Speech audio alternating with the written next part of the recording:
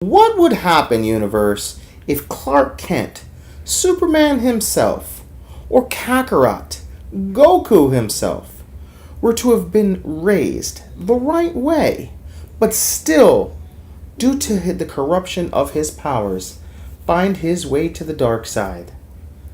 We get those answers here in the BrightBurn review. Stick around, guys.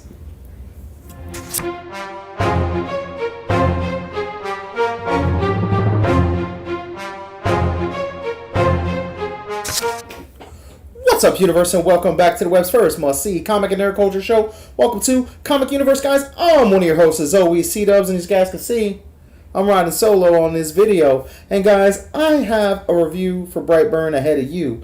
Me and the wife got to see an early review of it, and we just haven't gotten around to breaking it down for you guys until just this very moment. And guys, as always, I'm going to break it down for you, give it the good, the bad, and the badass, top it off with a score, and let you know if you should pay your hard-earned money or wait for a bootleg or, Netflix, Redbox, things like that.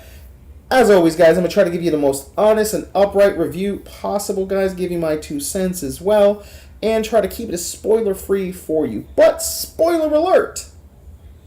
Everything you see in the trailer is pretty much you see in the movie, unfortunately. So take that, if you will. But moving forward, guys, if you don't know what BrightBurn is and you've been living under a rock, and if you're not up to date on your, nerd and pop culture, sci-fi, horror, or superheroes, I don't know how you found your way to this channel, but thanks for hanging out with us. Stick around. This community will definitely get you up to speed. We are an awesome-ass community, if I do say so myself.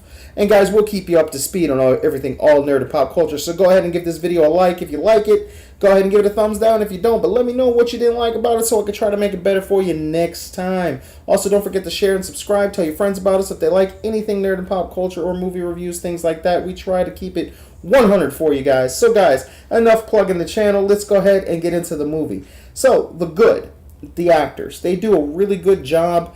Especially when you're dealing with children actors, sometimes they can be hit, sometimes they can be missed, sometimes they're just there, right? And I gotta say, in this case, he does a relatively good job of what he's given. Jackson A. Dunn does a pretty good job as Brandon Breyer, that was his name. He is raised by the allegory of the Kents, if you will, the Bryers. Elizabeth Banks, I gotta say, this is probably the best performance I've seen out of her in a long, long time.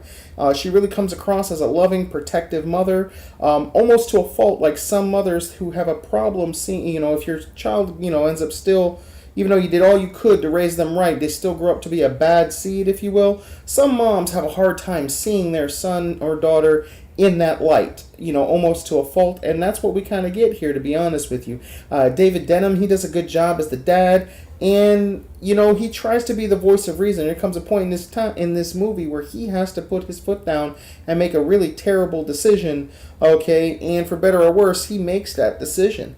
I'm not going to tell you what that is because that would be a little too spoilery, but I got to tell you, it's probably the hardest decision a dad could possibly make in that scenario.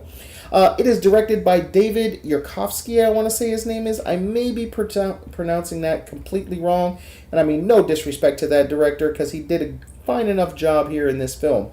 The movie is written by both James Gunn brother and cousin Brian Gunn and Mark Gunn, and it is produced by James Gunn himself.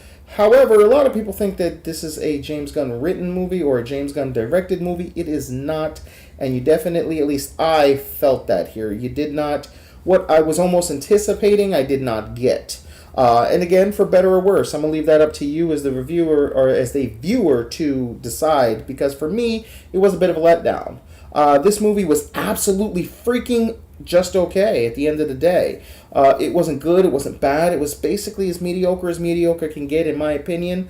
Again, like I said, the good is the acting and some of the visuals, and, basically just telling a bad Superman tale, if you will, an evil Superman tale, if you will, is basically the good.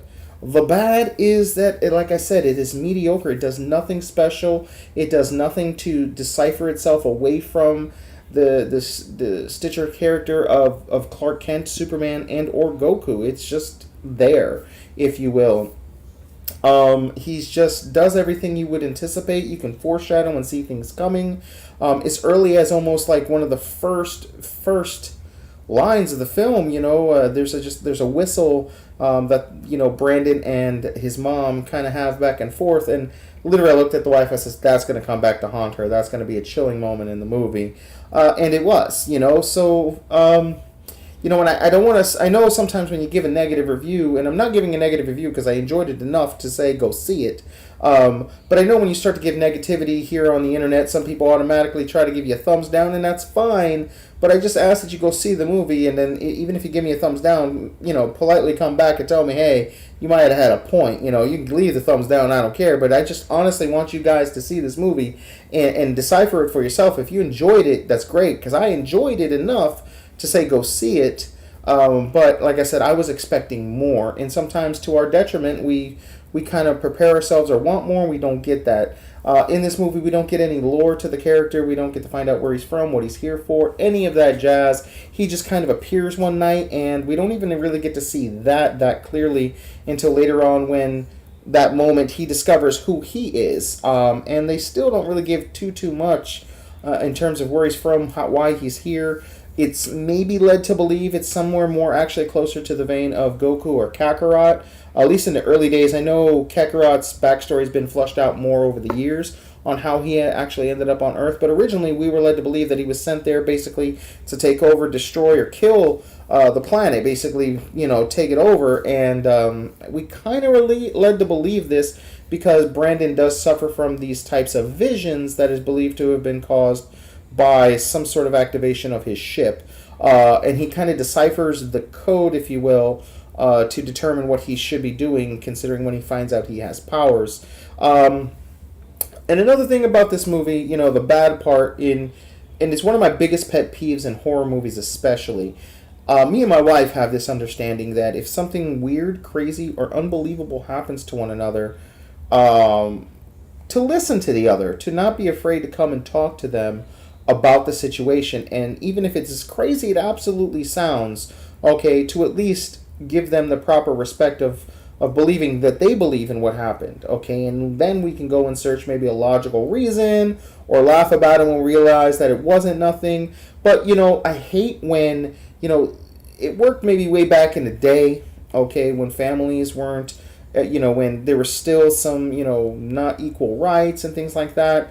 But now in Hollywood, I think it's time to be a part of the times where there's more of a 50-50 household. It's not really the dad is the breadwinner, all the time, and the mom is just the homemaker all the time. And I'm not saying that's how it exactly was here, but like one parent will experience something weird with Brandon, okay, and not tell the other, or for no reason. Okay, and I'm just like, if you had told each other and communicated, okay, maybe what happens could have been handled much differently. We could have foreshadowed and seen it coming and get him the proper help or be there for him to deal with the powers that he seems to clearly have. They almost seem to be in denial that he has these abilities. It's like, put two and two together, people. Come on. So this movie does suffer from that, and it does suffer from quite a few jump scares as well.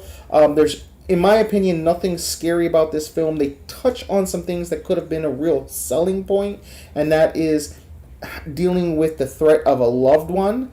Okay, like almost like, if you will, like your here's Johnny moments, where she's just absolutely batshit out of her mind that Jack is trying to kill her. Her husband is trying to get her. Same thing we could have been dealing with here. They touch on it a little bit, especially with the uncle. But they don't do it as well as I would have liked to have seen with, more of the main family members, your father and your mother, if you will. But again, it sufficed. It was good enough. It was everything you basically would expect out of this movie. A bad version of Superman. And again, I'm going to leave that up to you whether that's a good thing or a bad thing. I feel like these are things that I've kind of already seen, kind of already expected, and I kind of wanted a little bit more and maybe something to decipher him away from Superman a little bit more to make him more of his own character. But we don't get that. And again, to me, it was a little bit of a letdown. I would give this movie a solid 3, just because it was cool enough to see those things actually in live action. As a geek, as a comic book fan, a Superman fan, it was good enough to see it. If you're not really a Superman fan, you may go into this movie hoping for more horror and really be let down, personally. The badass is, again, those scenes that you see in the commercial, in the trailer. That's basically the most badass parts of this movie. And I would say some of the acting from Jackson, the kid who plays Brandon, is really good. He really does seem like he's a fish out of water, like he doesn't necessarily belong.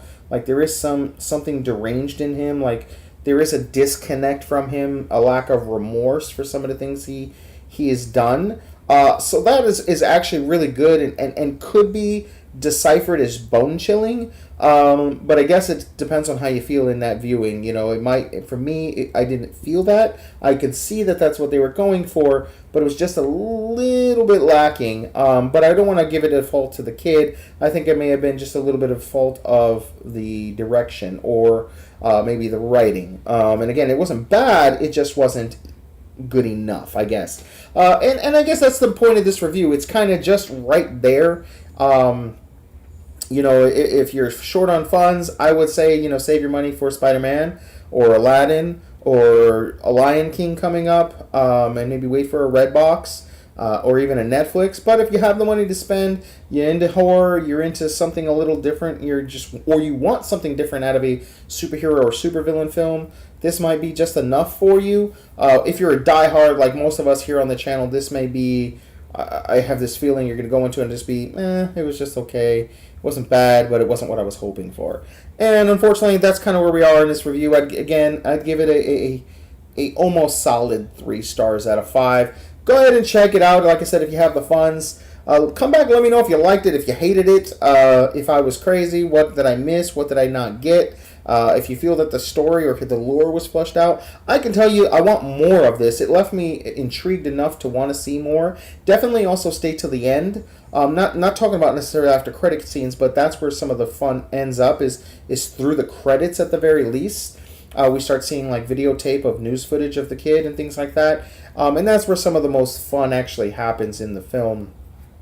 It does suffer from a little pacing issues too, I guess. But definitely check it out. Let me know. Come back. Tell us if you know, say, C-Dubs, man, you're crazy as always. This movie was amazing. Or if you think I'm right, let me know. Guys, give this video a thumbs up if you like what we're doing here. It's the best way to help us out without spending a dime or anything like that. No fun GoFundMes or anything like that. No Patreons. Just give us a thumbs up. It helps us catch momentum. It brings more people to the channel. It allows us to grow this platform.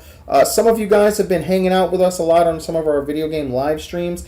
That is work in progress. We're trying to work out the kinks and have a big move coming up to Texas from Orlando. So the channel is going to find its way a little bit of a revamp coming up here soon, probably in the next, I'd say, 3 to 4 months. But it's going to be for the better.